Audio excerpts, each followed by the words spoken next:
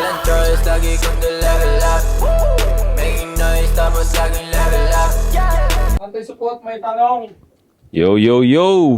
Welcome back sa number 1 male podcast sa buong Southeast Asia at soon sa buong mundo.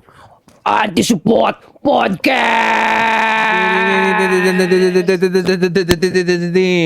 Don DeMarco! Go, go, go, go, go. Yo! So, kakatapos lang namin ano ba yun? Merienda na ba yun? Dinner? Putang ina, kanin kasi. Dinner. Dinner na ata yun. Dinner. Pero mamaya pag uwi ko, kain pa ako eh. Talaga? Sasabayan mo si Esme? Esme. Esmeralda. Di pero ganun talaga ako bago matulog. Sumutsibog ako ng konting-konti lang. Ayun ka kumain bago matulog ba? Bangungutin ka niyan. Jogging naman ako kinabukasan. Wala rin. Binoburn ko rin yung lahat ng kinakain ko. Baka bangungot kayo kasi nagda-drugs kayo. Oo, tinan mo si pinangungot. Gusto mo talaga Sino ng yun? kasawan, ha? Bago ka bangungutin, magpakilala ka muna. Okay na naman yun. Ang ina naman ng intro mo, pre. Napaisip ako sa... Ang inang yung kupal. So, isa daw, General na Soy Army. At ang puso ko nasa magsasaka, Kiko Pangilinan. Okay yung ginawa mong batas. Nagdagan yung budget. Sana ma-allocate at hindi makorap yung mga budget, okay? Yeah. And ako ang hari ng underground, di pa rin nagbabago. Kahit bangungutin. Josh on point para sa lahat ng social media. Kung gusto mo mag-amoy bad boy. Yun nga sana sabihin ko. Kaso, naisip ko na yung bad boy. Gusto mo maging amoy bad boy na may class. Go ahead. Mga perfumes natin available sa TikTok shop. Pumasok ka ng sports pare. Alright, pag lalaki ka nanonood nito, may sports ka. Saka dapat ganito yung mug mo. Ano yung mag Pony. 3 PM Rainbow Gang. Pony. Ay, hindi ako homophobic, ha? 8 assets sa lahat ng social media na nangangarap na maging bayani ng Pilipinas. Kailangan matandaan nyo yung pangalan ko. Kaya tinan nyo to, kaya ako to sinabi na ganito. Kasi Ano maging bayani ng Pilipinas? Pag nagkaroon ng war dito between China, papadraft ka as soldier? hindi ko tatanggapin yan. Hindi, ayaw mo? Hindi ka magbo-voluntary draft, ganun? Ayaw ko. Kasi sa akin, ang gera, hindi naman yan laban natin eh.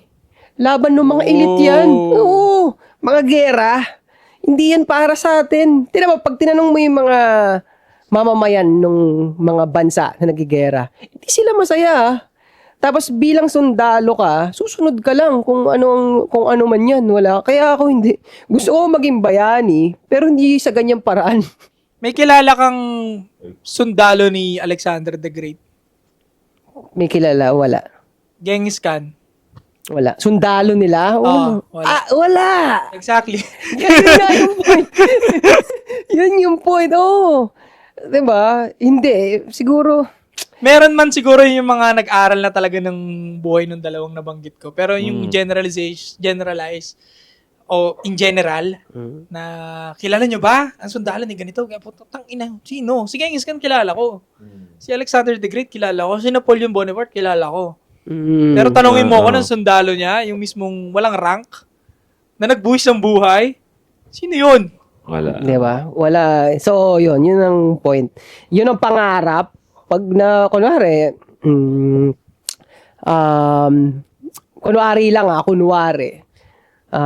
nasa isang building ako, gumuho yung building.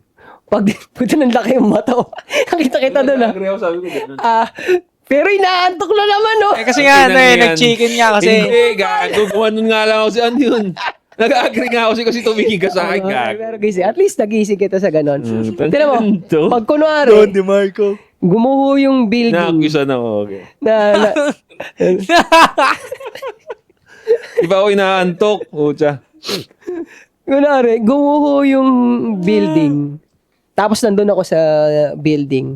Ang magiging laman nung balita, si 8 asset at 400 na katao ang namatay sa pagguho ng building. Gusto ko ganun ang dating ng balita. Ngayon, bakit ko sinasabi sa inyo yan? Para obserbahan niyo yung buhay ko, buhay namin. Ito ako, bilib talaga ako dito sa mga OG na to. Obserbahan niyo, tingnan niyo kung paano namin i-handle yung mga bagay-bagay. Yun, anti-support So, hindi to ka eh. hindi ka papadraft sa military. Hindi, iba na lang. Bigyan mo na lang ako ng ibang laban.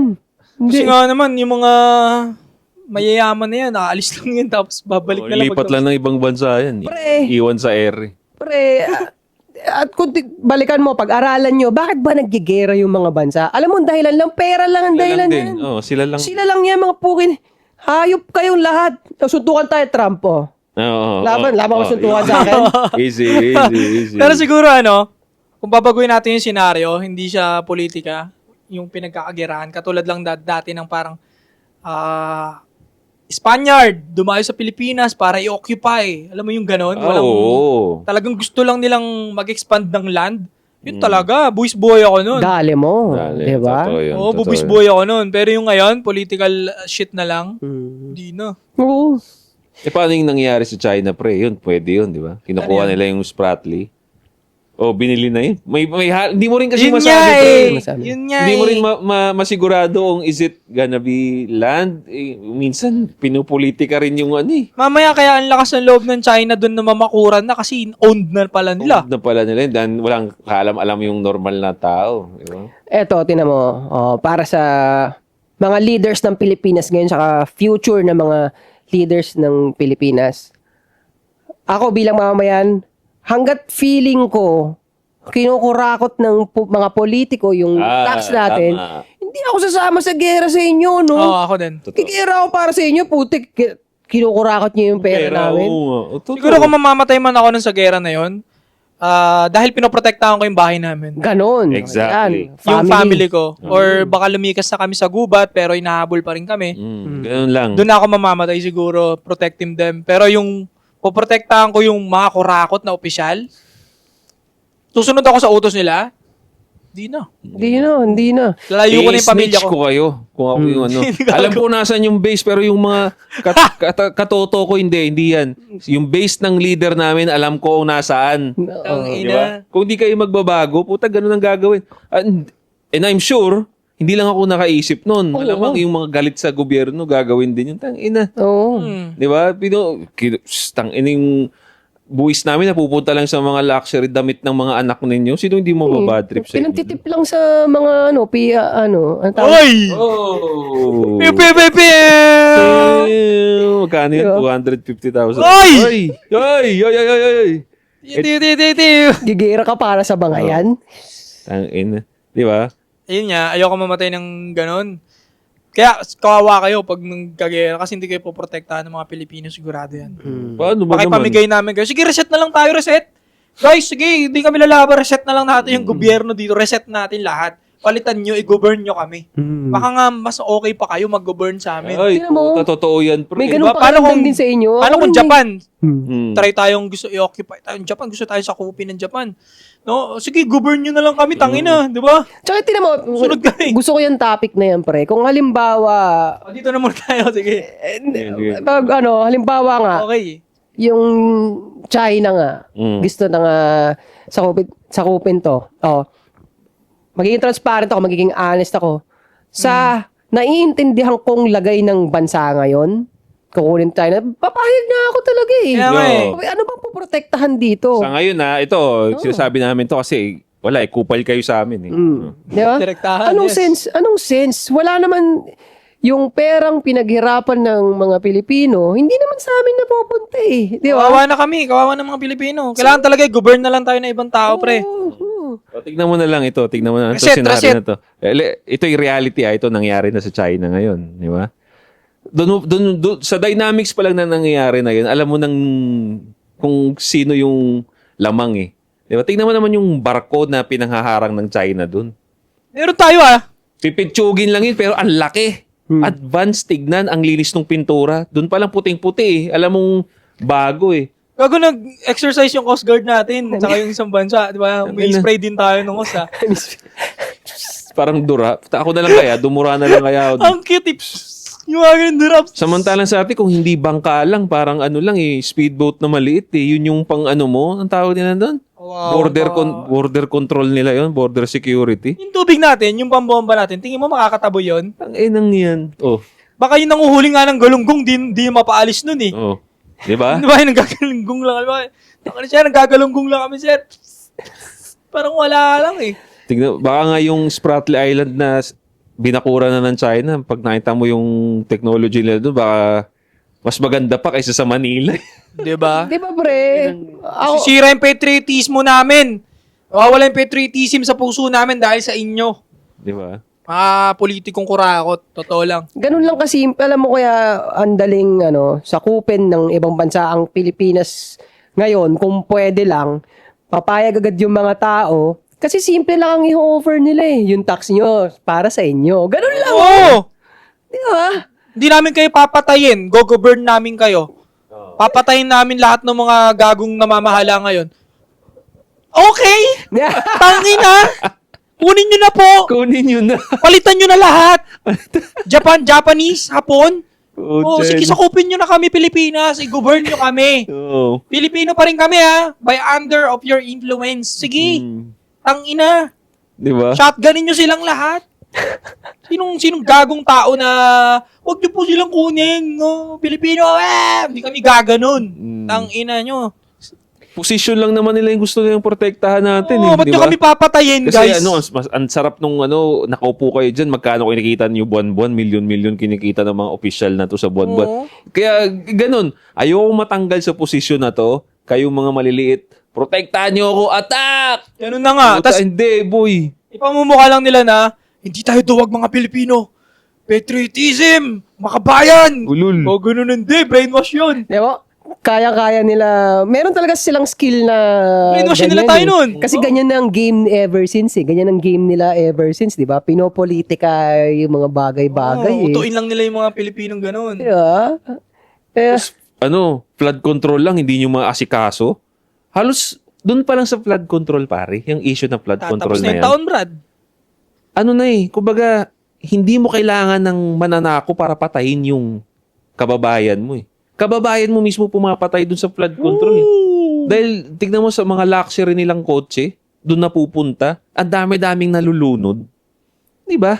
So, dun pa lang, kung nag-iisip ka na Pilipino, isipin mo, teka, mismo ng mga official namin, pinapatay kami. Ito, gusto lang naman kaming sakupin eh. Ito na lang, dito na welcome na kayo. Oo. Di ba? Ubusin nyo na yung mga politiko na Ubusin kurakot. nyo na yan. oh, di mo kung gaano kadaling palitan tong mga leaders natin. Okay, kung ikaw yung ibang bansa, sasakupin mo Pilipinas, anong i-offer mo? Ayan. Yung kalsada nyo maayos. Oh, putang ina. Oh. Ay. Putang ina! Oh. Ang Yes, galing! sir. Yes. Tangina. Yes. Ano ba ay yung hapon? Daijobu. Hay. Maghahapon ng agad ako doon. Hay. Hay. Oh, sabihin ng hapon. The war is over. War is over. Iparating nyo to sa mga sa mga leader natin na mokong diyan. Ang dali nyong palitan.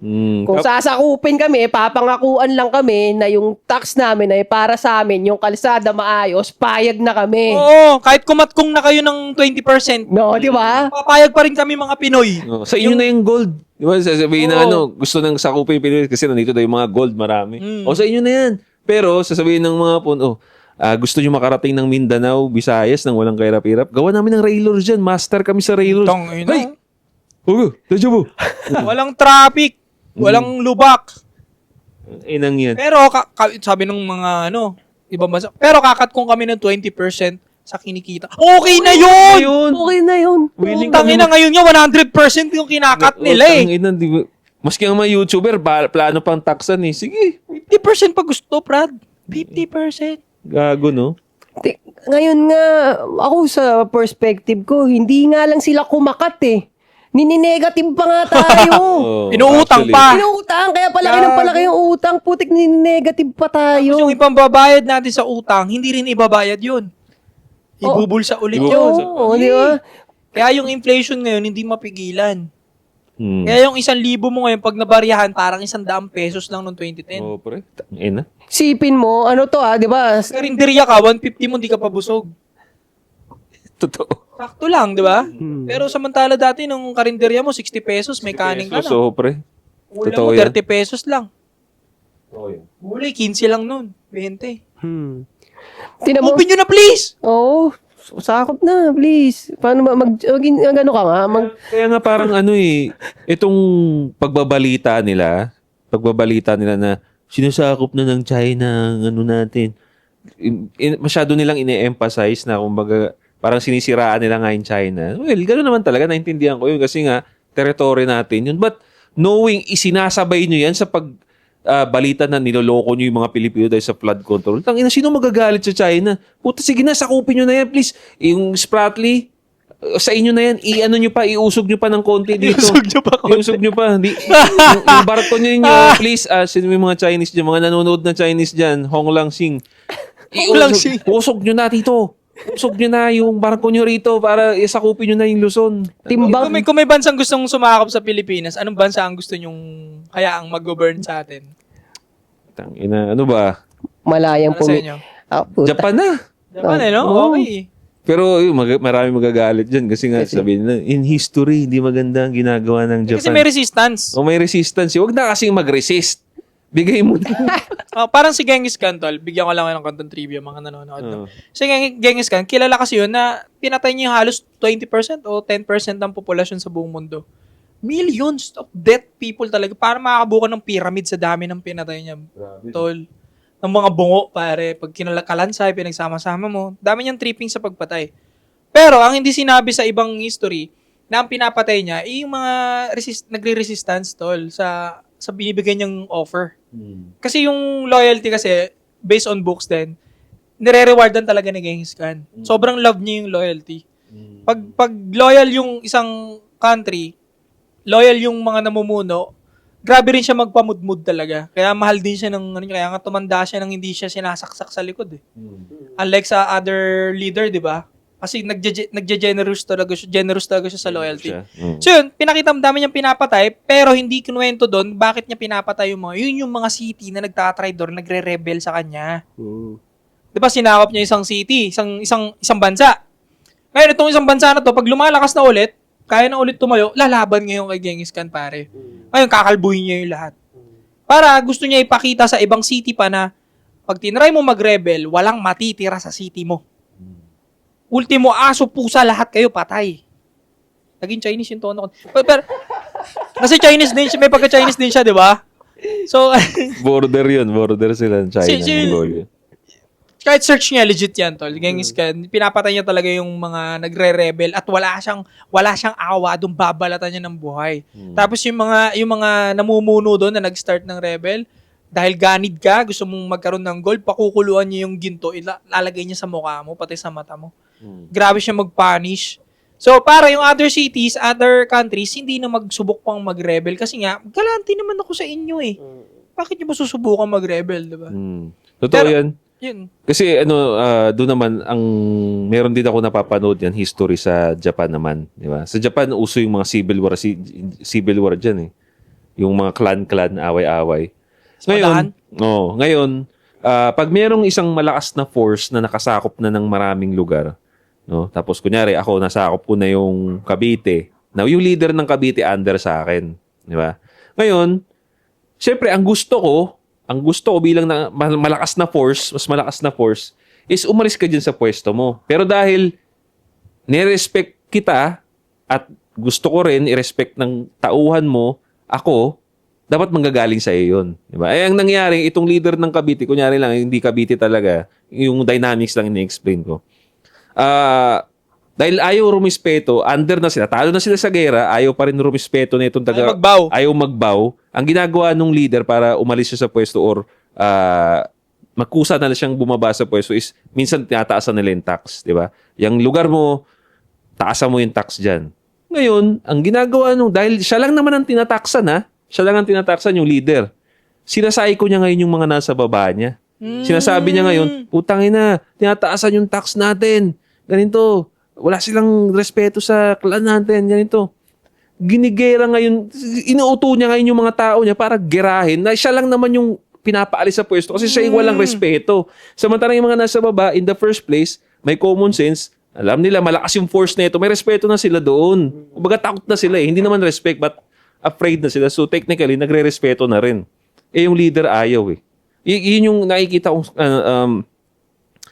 dynamics pagdating sa mga ganyan. Minsan, kawawa yung mga nandito sa baba kasi sinasay ko lang sila na, ay, kalaban natin yan. Pero ang totoo, kayo lang eh. Totoo. Kayo lang, tapos magbubuwis ako ng buhay dahil ikaw lang yung pasaway dyan. Putang ina, umalis ka na kasi dyan. Hayaan mo na kaming sa open dito. Diba? Ganun yan eh. May ayaw kasing umalis sa pwesto dahil ang ganda ng pwesto niya. Yun lang, ano ko lang. Kaya, tanginan ninyo pag hindi kayo umayos yung Pinoy. Ngayon pa naman ang Pinoy, practical na. Practical na mga Pinoy ngayon. Sobra. Diba? Kaya nga nag-iibang bansa na karamihan eh. Nag-OFW lang kasi alam nila may kita dun.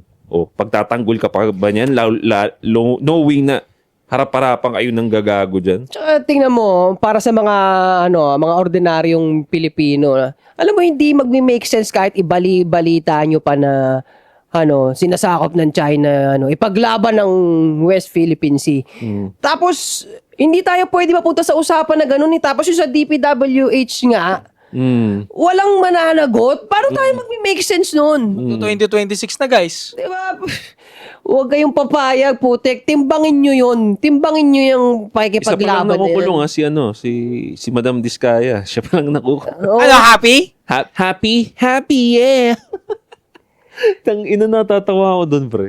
Hindi kasi parang ang gusto niya sabihin, masaya na kayo, nakulong. Para bang, putang ina, para bang wala kang ginawang mali. Oo, parang... Parang nanggagaslight pa. Oo, parang... Parang kasalanan pa naming taong bayan, nakulong ka. Well, may mali ka rin talaga. And alam ko ang nasa utak nila na gusto lang nilang idamay din yung mga mali din ang ginawa. Kaya nga lang hindi nangyari kasi kinulong na siya. Wala. Sa tingin, ang laking bagay talaga nung nung pag-televise nila ng yaman nila, no? Isa yun sa mga nasilip eh. Yun yung pinost ni... yun yung pinost ni Vico Soto eh. Kaya talagang nasilip tuloy. To. Si Julius Babaw, di ba? May meme nga eh, di ba? Nung nakulong na daw si Diskaya, yung may meme na nakagay na. Nakagay si Julius Babaw. Hindi naman niya kasi kasalanan eh. Oops. Hindi naman niya kasi kasalanan eh. Actually, nung huli nga, hindi na siya nagtatanong masyado eh. Madaldal na lang talaga yung babae. Ito po, bago rin bilhin namin to. Ito, nagustuhan ko to nun kasi nung unang labas niya, ganyan. Puro walang sense, tol, kung ba't niya binili. Alam mo yun, yung sa sobrang dami mong pera, hinahanapan mo na lang ng sense kaya mo binili. Pero wala naman talagang sense. Hindi na-justify mo na lang. Oo, pre. Ito, nagustuhan ko to kasi yung kulay niya. Putang ina mo, kulay. Hindi mo lang features nung car nakakaiba, di ba? Sobrang obvious. Hindi ko nga, kaya... Sa payong. What the fuck? Di ba, mayroon ba kayong ibang naiisip na sense nung episode na yon? Bragging lang talaga. Di ba? Yeah, bragging. Talaga, wala. Masisisi mo na lang talaga siya no? Ang lakas din kasi mambola ni Julius, par. Kung pinanood mo, kung tinapos mo. Di ba dalawa yun, pre? Isa kay Corina din. May kay Corina rin, pre, meron. Meron din ba? Ang napanood ko lang yung kay Julius, ang lakas yung bola, par. Parang di naman sobrang bola. Parang amazing din talaga yung mukha niya. Na-amaze siya. Ay talaga humam, no? Ang dami niyo hupa talagang kotse. Ay, oo! Meron pa dito. Dinala siya doon sa garahe. Talagang gulat na gulat na si Julius kasi lahat ng mga sports car nandun, pre. Sports car or mga top of the line talaga ng mga kotse na branded. Na. Grabe talaga. Doon mo masasabi, pare, wala kang makitang Mirage doon, par. Putang ina. Oo, par. Doon mo masasabi, pare, na totoo yung kasabihan na yung too much information will destroy you, di ba? Di ba nga, sinabi ko na sa'yo, di ba nga, na ang laking factor talaga na information. Yeah. Kasi yun at yun. Yun ang pinost ni Vico Soto, yung interview nila kay Julius Babaw tsaka kay Corina Sanchez. Yun yung pinost niya sa Twitter ba yun or Facebook. Ano sabi niya? Yun, pinost ni Vico Soto na ganito, ganyan. Ito, contractor to. Nasilip sila dahil doon. At may evidence, matinding evidence. Kasi ginamit din yung evidence sa nung hearing nila eh. Yung mga videos na yun. Biruin mo. Pwede pala yun. Willing ka, sila nagpa-interview pa. Oo. Kumbaga parang, ay nako, yung para bang cartel ka na pinakita mo yung warehouse mo. Hi guys, this is the factory of our Met production. Parang ganun na yun halos eh. Di ba? Biruin mo, kunyari, si Pablo Escobar na lang, kunyari, nagpa-interview siya ng ganun. Ang mali pa ni Pablo Escobar, yun, i-relate ko lang dun kasi parang ganun eh. Ganun ba siya? Nagkamali siya? Hindi siya nagkamali, pre, but he himself, binigay niya yung information niya, sarili niya. Tumakbo siya, may pera na siya, di ba? Mayaman na siya eh. Tumakbo siya ng position sa government. Kung di siya nangailam, wala sana. Kung hindi siya tumakbo sa government, walang mata sa kanya ang government. Hindi napunta sa kanya yung mata. Alam naman ng government Hindi ko alam na yun, ah. drug lord siya eh. Pero, lalong uminit yung mata sa kanya ng mga government nung tumakbo siya. Nanalo pa nga siya, pre. To the point na hindi na siya kayang i-cover kasi nga masyado na siya exposed. Nagpaka-expose siya eh. Nagpa-interview pa siya, tumakbo pa siya. Oh. Yun talaga eh. I mean, kung nakahanap ka na ng loophole sa buhay, parang message na yun sa'yo na, okay, lagay ka na sa tahimik. Di ba? Bakit sa tingin mo ginagawa nila yung ganun? Kahit nakuha Mayabang nila. din, pre. Alam mo yung may ego din. Ego, no? Ego, greed. Lahat ng drug lord or lahat ng mga yumaman, lahat ng nabulilyaso yung side hustle nila, lahat dahil sa greed. Lahat dahil sa greed. Greed at yabang. Yabang. Parang nako-convince nila yung sarili nila na untouchable sila eh. Yun nga eh. Kaya... Pero hindi ito reality yun. Di ba? Ano yun? Kumbaga fantasy lang nila yun. It's just that ang dami kasi nilang pera. Akala nila untouchable na sila Lahat talaga. na magagawa Oo. nila dahil kumbaga na-assume nila yung klase ng pera na papasok sa kanila eh. Yung pumasok na tsaka yung papasok pa lang, dami natin pera eh. Lahat naman yan mababayaran lang Kaya natin. hindi nila na ano yung yabang nila napapansin. Oo. Tapos pwede napapalibutan pa sila ng mga yes man. Kasi syempre dahil mayaman sila, gustong umiscore ng yaman nila, gustong kumonek sa kanila. So yes man. Huwag niya rin ganung interview. For sure naman ako may mga ano yan, may mga nagko-consultant yan or may mga personal consultancy yan sila. Eh, imbis na sabihin na, wag ma'am, delikado yan kasi yung mata ng tao mapupunta sa inyo, yung attention mapupunta sa inyo. Pero hindi eh, hindi ganoon nangyari. Siguro malamang dahil gustong kumonek din nung yung pinag-consulta nila. Yes ma'am, it's a good PR for the people. Ganyan, Kasi ganyan. isipin, Hindi naman kasi ko kontra no? Kasi Wala eh, pera eh. isipin mo pre. aayawan ka niya, di ba? Oo, kaya yun nga, ang naiisip ko dito sa pinag-uusapan natin, delikado yun na successful, marami kang pera, ating gamitin term na successful, marami kang pera, tapos napapalibutan ka ng yes man, hindi ka ma-check, wala Hindi talaga magsasabi sa'yo. balance, bro. Hindi Kasi- talaga balance. Halimbawa, yung mga nakapaligid sa'yo, syempre, hindi naman yung malinaw na hindi yung kumikita ng kasing laki ng sa'yo, hindi talaga sila magre-risk na salungatin ka kahit konti. Ayaw nila pasamain yung loob mo. Oo. Kasi pera eh, di ba? The more na matuwa ka sa kanya, the more na bibigyan mo siya ng pera eh. Kaya, Saka alam niya, malaki ego mo, hindi siya kukontra sa'yo. Takot siya. May takot din siya sa'yo. Kaya nga, ako, naniniwala nga ako, if ever man na yumaman ako ng mga ganung kalaki na kayamanan nila, hindi yes man. Sige, sabihin ko, meron akong positive consult, meron din akong dapat negative na, di ba sa hari may ganun? Meron silang ano ba yun? Advisor, isang negative, isang positive. Laging ganun yung dating dynamics kasi napapanood ko lang din. Kino-contest niya yung So, may contest, merong agree. Para, di ba, alam mo rin. kaya si brother nanonood yun dito, pre, napapalibutan ka ng yes man. Nako, delikado ka dyan. Hindi ka ma-check eh. Ikaw nagbibigay ng pera sa kanila eh. Gusto nila yung pera mo, hindi ka nila sasabihan ng kahit napapansin na nila yung mali mo. Wala, delikado ka dyan pare. Oo. Ano ka pa naman, diba, rushing to the top ka eh. All your effort eh. Hindi nila kilala ko sinin. Paano kaya makokontra yun? Sa'yo rin manggagaling talaga yun. Dapat kaya mong Ikaw yan na yung ego mo. ikaw Hindi. na mag-i-initiative pre, hahanap ka ng maayos na taong kukontra sa'yo. Tsaka hindi, dapat nasa sayo yun eh. Kung iksa ang tao na hindi rin healthy yung hindi ka marunong tumanggap ng constructive criticism. Kaya lagi nating sinasabi na yung mga comment natin sa comment section is helpful siya sa atin. Which means, if ever tayo mapunta doon sa mga ganong klaseng posisyon, hindi tayo mabubulilyaso, pre. Kasi marunong tayong makinig sa sa negative at positive comments eh. I think yan ang kalaban natin mga lalaki. Oo. Kasi kahit ako minsan, may time na gano'n eh, na yung ego ko, pinagsasabihan ako. Especially pag yung nagsasabi sa akin eh, mas marami pa akong pera dyan eh. Parang mas marami pa akong pera sa kanya. Parang hirap akong, alam mo yun, mag-process ng utak ko sa kritisismo niya. May ganun akong ugali pare. Kahit naman ako eh. Pero, pinipilit ko na alalahanin na pag naalala ko na yung ego mo, sabi mo.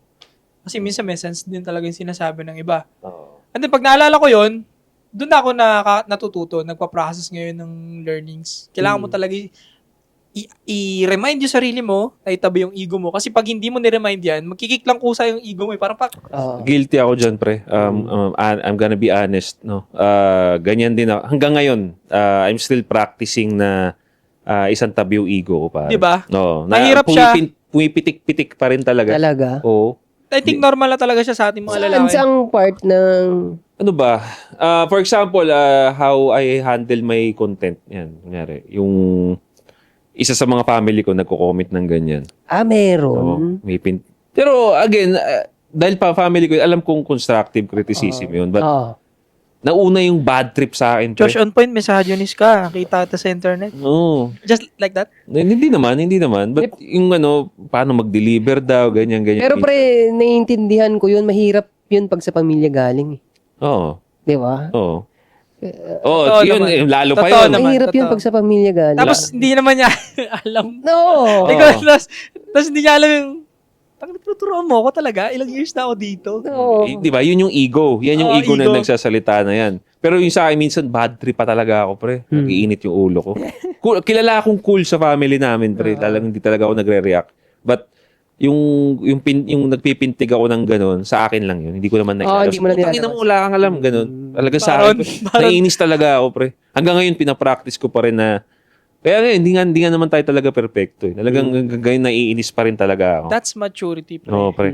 Talagang, pero yun nga, inisip ko na lang, okay, baka, after na to, after ko nang mabad trip, naisipin ko na lang, may sense naman yung sinabi niya. Okay, I take it as a lesson. Tignan ko kung babagay ba. Pero syempre, nandun pa rin yung mindset ko na nag-work to ng ako . Pero sige, consider ko. Pero yun nga, kahit ano sigurong mindset na gawin mo, self-improvement, hindi maaalis yung ego pag lalaki talaga, pre. Mahirap. Mapapractice mo lang siguro na Mamanage mo lang talaga paano hinano. Kaya ako iniisip ko pagdating sa mga criticism, lalo na pag nananalo, sa senaryo na winning in life ka, tapos biglang may papasok na criticism. Ako iisipin ko, ang tagal ko naman na rin nagpapanalo. Marami naman ng tao ang nagbigay ng kudos sa akin. Sige ko consider ko nga yung negative naman criticism niya. Sa ganung yun na lang ang ginawa kong indicator. Tapos, kapag yung negative criticism naman, nakikita ko na siya napapunta na sa palugi na. Kasi ganun yun, di ba? Pag tinitake yung negative, papupuntahin ka niyan sa possible na mag-snowball ka niyan sa kalungkutan na ganun. Sa akin, yun din yung indicator. Hanggang dito na lang yan. Yung negative criticism na yan, hanggang dito na lang ang pagtanggap ko niyan. Kasi kung ikaka-down ko yan, mali na. Kahit gaano pa katama yan, pero nadadown na ako. Hindi na para tanggapin yan. So, tinitingnan ko siya sa paraan na para siyang gamot, pill. Para siyang bitter pill na tinitake mo. Hanggang dito ka lang. Kailangan kita up to this point. Ganun lang. Either positive or negative. Ako naman minsan, alam kong yung nagsasalita, wala naman talagang alam sa sinasabi niya. Pero sinusubukan niya akong turuan sa line of work na ginagawa natin. Na, nanonood ako ng podcast niyo. Pagka nagsasalita, ganito, ganyan. Katulad din sa'yo. Nakorek niya ako na para bang, putang ina, ano bang trabaho mo? Ganun talaga nasa utak ko. Kinang ina. Sige, kung alam mo pala, di sana ginagawa mo to, di ba? Sana mas magaling ka sa akin. Hindi ko maiwasan yun, mag-isip ng ganun. Pero hindi ko siya sinasabi.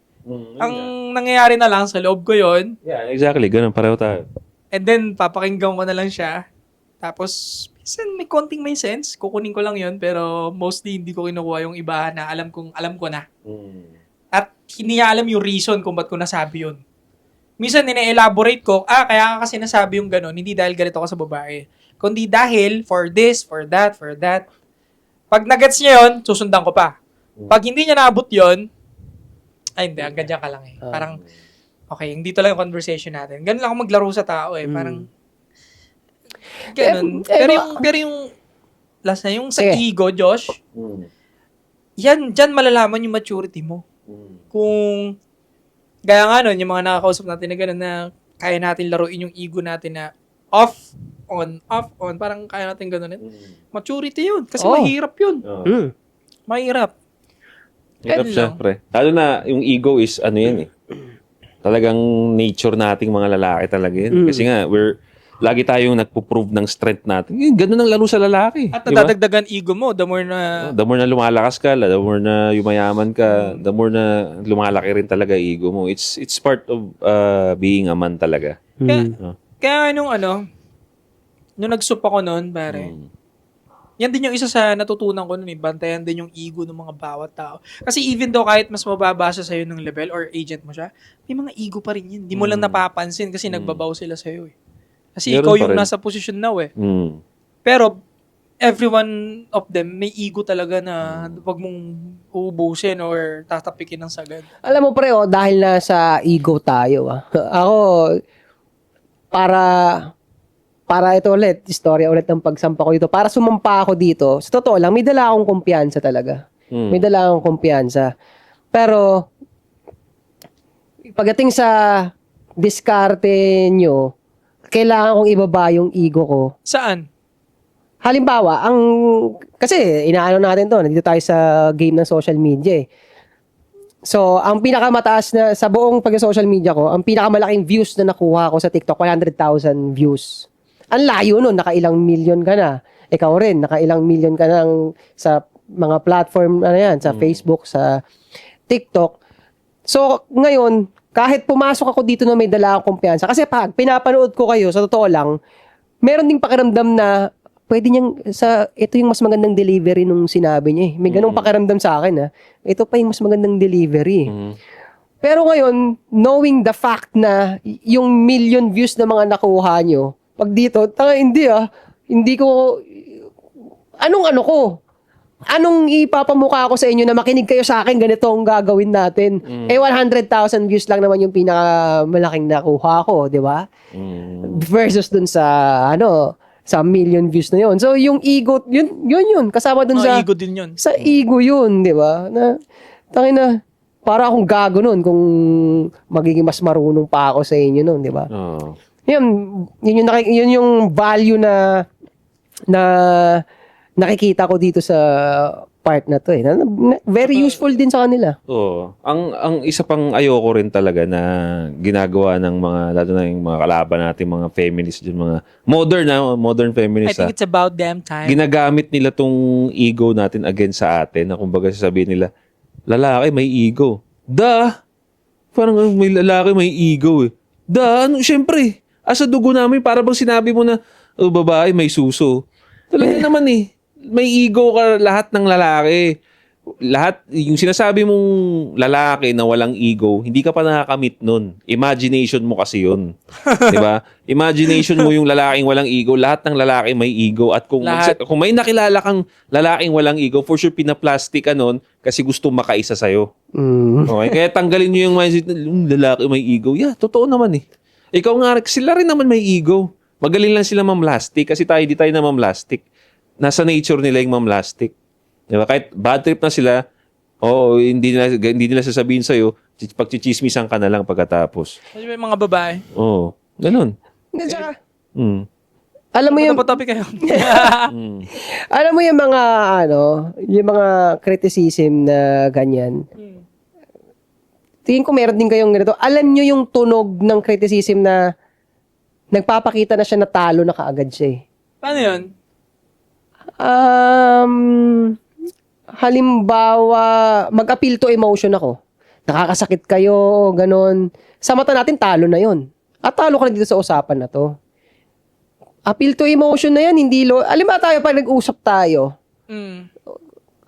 Wala akong naalala. Kailan tayo ulit nagkwentuhan na. Ang sakit nung sinabi mo kanina.